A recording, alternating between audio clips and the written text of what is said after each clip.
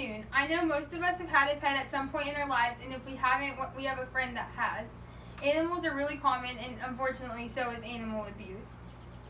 With this being said, I'm going to tell y'all a couple stories about animal abuse and show you ways on how to prevent it. But first, let me show you my audience.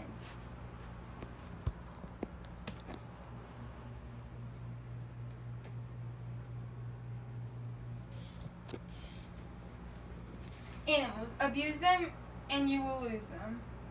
There's two main types of animal abuse: passive abuse and active abuse.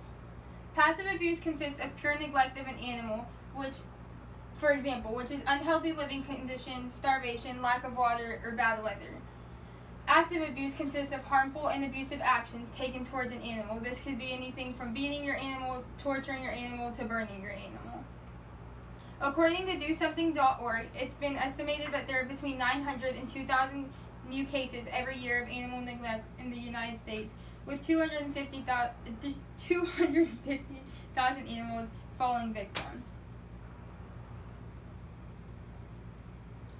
My first story about animal abuse is going to be a passive abuse story.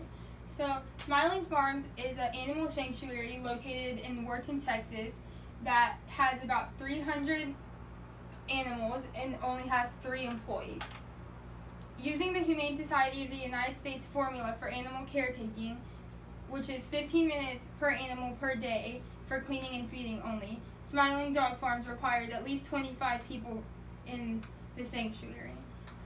The Sanctuary Watch of the United States visited this place on August 29th and 30th of 2014, and they offered to help figure out how to fix this place, and their help was rejected. After seeing the place, they filed a welfare complaint with the Wharton Sheriff Department and the Humane Society of the United States. According to the inventory when they were there was only 56% of dogs that were spayed and neutered in the sanctuary. Here's a couple pictures from the sanctuary. Not only are these animals outside 24/7 in all weather conditions, but they're also not being fed correctly. Here in the picture 1 is slices of bread, which is all they're fed. They get no dog food. Picture 2, there's a dog with crusty eyes, meaning he has an eye infection, and then green water in the background.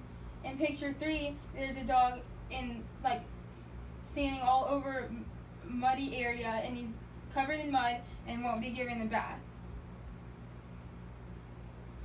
So my second story is active abuse. My mom is a vet, and she's gotten many cases similar to these pictures right here, and this is actually her case in this picture. So a really common thing that's done by ignorant people who own animals is they get a puppy and they love it for one day, whatever, they wanted it, and then they tie it to a tree once they're tired of it and leave it there and neglect it. Many times they don't have water, they don't have food, and then many times they do, but they are just left on the tree and they get bigger and bigger, and then the collar grows into their skin and has to get surgically removed. This is really sad, obviously, and I wish that we could all do something to stop this, and we can, so just keep listening. Okay, reporting animal abuse. Anytime you see an animal is being abused, please report it to your animal control. Let's stop it. So report animal abuse if you see it. Understand the direct link between animal cruelty and domestic abuse. Teach children to respect animals, because starting a bad habit at a young age is never a good idea. Volunteer to foster and help animals. By fostering an animal, you could prevent an animal from going to a place like Smiling Farms.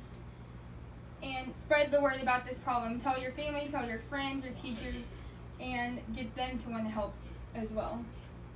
Here's a couple pictures of animals, and I just hope that we can all help them. According to the ASPCA's research, 71% of domestic victims had abused an animal at some point in their life before abusing their child, wife, or husband. So yeah, okay. Thank you so much for watching, and let me show you my audience again.